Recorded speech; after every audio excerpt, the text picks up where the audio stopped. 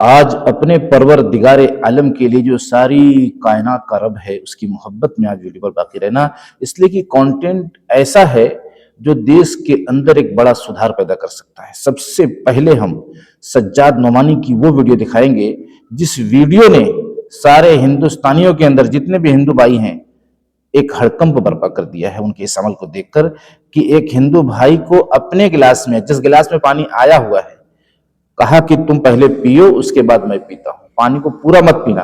मेरे अजीजों, ये अमल उनका सारे नागरिक के लिए एक बड़ा संदेश, एक बड़ा भाईचारा का पैगाम देगा जिसको हम दिखा रहे हैं। और दूसरा, महमूद मदनी से जो सवाल हुआ है जाकिर नाइक को लेकर, वो आपको हैरत में डाल देगा कि सवाल और जवाब में आपको किस तरह माहिर होना है, ये आपको सीखने को मिलेगा, जो सारे हिंदुस्तानियों के लिए एक बड़ा सुधार पैदा करने का जरिया बनेगा देश के अंदर। और तीसरा जो कंटेंट हम लेकर आए हैं मेरे अजीजों, बाबरी मस्जिद को लेकर जो बंगाल के अंदर बन रही है उस पर हम कुछ डिस्कस करेंगे और कुछ देश के अंदर एक राज है बाबरी मस्जिद को लेकर उसको फाश करने की कोशिश करेंगे कि आखिर इस बाबरी मस्जिद के बनने की वजह क्या बन गई। 6 दिसंबर उधर भी, 6 दिसंबर इधर भी, इसका राज क्या है, इस पर आपकी भी राय जानने की कोशिश करेंगे। और आखिर में कभी कभी किसी वीडियो में मेरे अजीजों बहुत खास ये वीडियो हो सकती है, मैं 3 इस्लामिक नॉलेज देता हूं जो सारे इंसानों के काम आ सकता है। नॉलेज ऐसा नहीं, ये नॉलेज, बहुत सा नॉलेज मेरा ऐसा होता है जो सारे इंसानों के लिए होता है, रहता तो इस्लामिक नॉलेज है लेकिन वो काम आता है सारे इंसानों के लिए। यहाँ धर्म बदलने वाली या मुसलमान होने वाली या अपने इस्लाम की तरफ मैं किसी को लाने की दावत दे रहा हूं, ऐसा यहाँ पर नहीं है, बल्कि सारे इंसानों को एक बड़ा बेनिफिट्स पहुंचेगा जो नॉलेज में आखिर में मैं दूंगा। आइए सबसे पहले सज्जाद नोमानी की उस वीडियो को देखिए, उस अमल को देखिए। और आधा गिलास पानी पी के छोड़ दीजिएगा, पूरा नहीं पीजिएगा।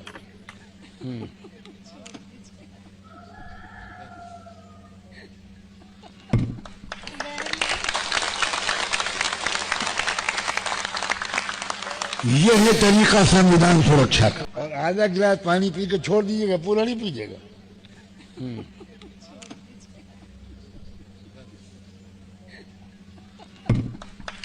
मेरे मोहतरम साथियों, आपने इनके नेक अमल को देख लिया होगा, अब अपनी राय आप कमेंट में रखते जाइए।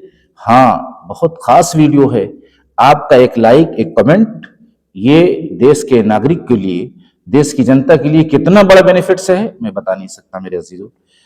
अब मैं आता हूं दूसरे कंटेंट की तरफ, जो महमूद मदनी से जाकिर नाइक के बारे में सवाल किया गया है और उन्होंने कितने अच्छे अंदाज में जवाब दिया है। आइए पहले इस वीडियो को देखिए। सहमति नहीं ढूंढते। एक और साहब हैं जो आजकल देश से बाहर हैं, जाकिर नाइक। उनके कई सारे वीडियो हर दूसरे दिन अपने सोशल मीडिया पर डाल रहे हैं वक्फ के नाम पर कि वजूद का मसला है, मुसलमानों जाग जाओ, जैसे पूरे मुसलमानों को जगाने का ठेका उन्होंने ले रखा है। आप लोग इसके काबिल नहीं हैं। वो तो हर आदमी के अपने अपने तरीके होते हैं, अपनी मर्जी होती है, अब किसी के बारे में क्या तबसरा। नहीं तो जाकिर नाइक को आप भड़काऊ मानते हैं? हम किसी के बारे में क्यों तबसरा करेंगे, एक इंडिविजुअल के बारे में आप मुझसे। नहीं सर, वो पूरे मुसलमान कौम को लेकर वो बोल रहे हैं कि बोलने को तो कोई भी बोल सकता है ना, सारे हिंदुओं को लेकर कितने सारे लोग बोलते हैं, सारी बातें बोलते ही है ना।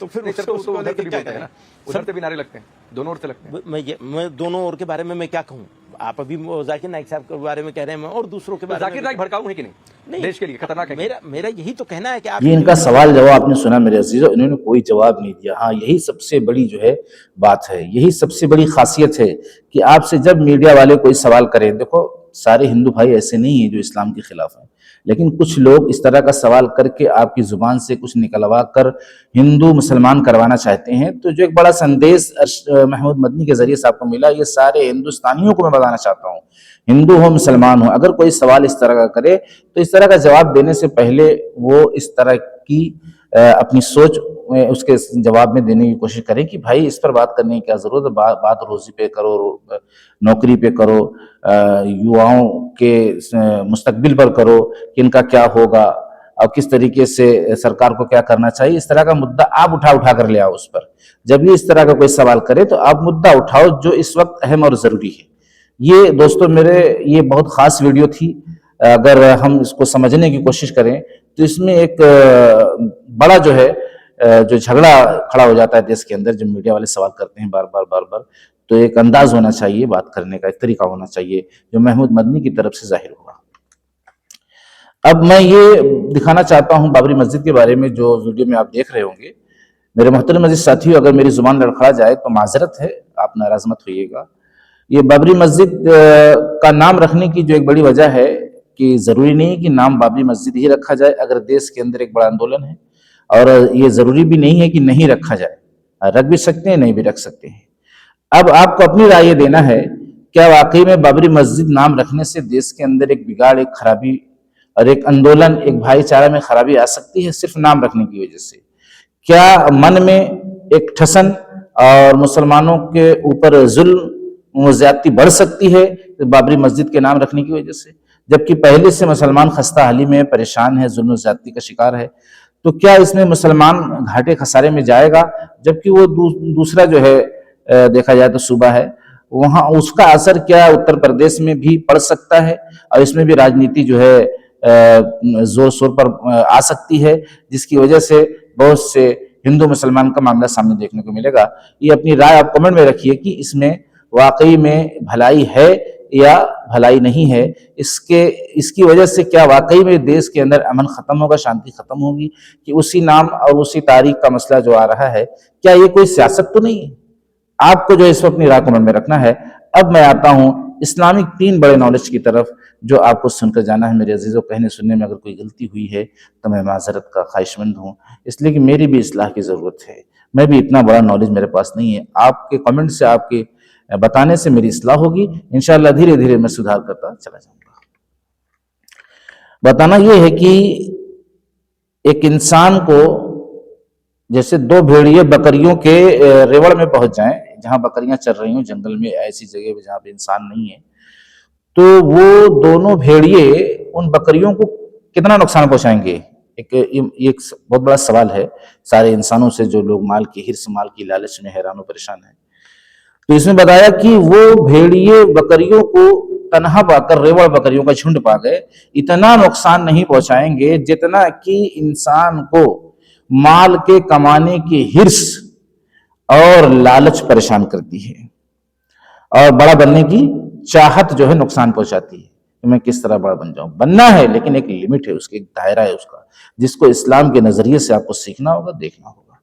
अब दूसरा ये है, अगर कोई शख्स मालदार हो और 3 लाख रुपया हर साल का वो कमाता हो, जिससे उसकी जरूरत पूरी हो जाती हो, जाहिर सी बात है 25,000 कमोबेश महीने का पड़ा, तो क्या वो राशन जो सरकार देती है किसी तरह भी अपनी अकल लगाकर, मिल मिलाकर लोगों से अंदर अंदर ले सकता है?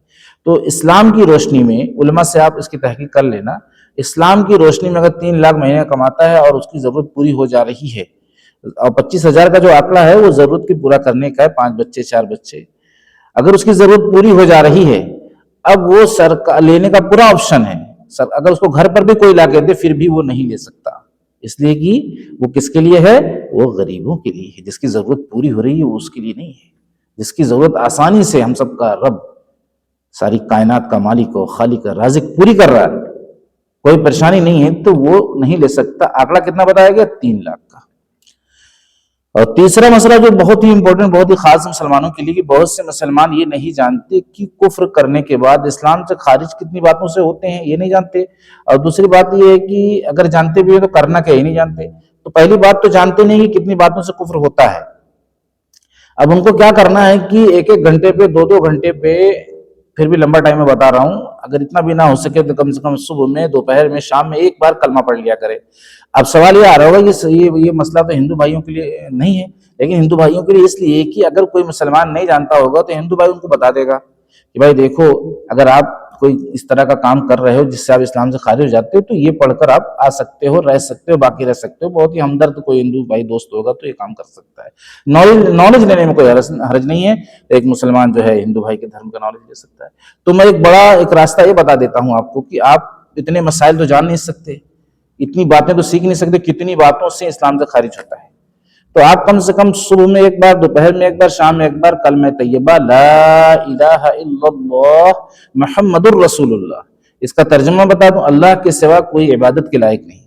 अल्लाह के सिवा, गॉड के सिवा, यानी अंग्रेज लोग गॉड कहते हैं और हिंदी में ईश्वर कहा जाता है। तो उनके सिवा कोई पूजने के लायक नहीं, कोई इबादत के लायक नहीं। आप सल्लल्लाहु ताला अलैहि वसल्लम अल्लाह के रसूल हैं।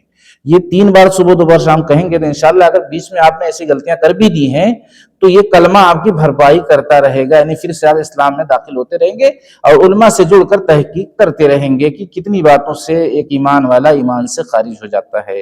हाँ मेरे अजीजों, ये सीखना हम पर फर्ज है। वीडियो कैसी लगी आपको अपनी राय कमेंट में जरूर देना है।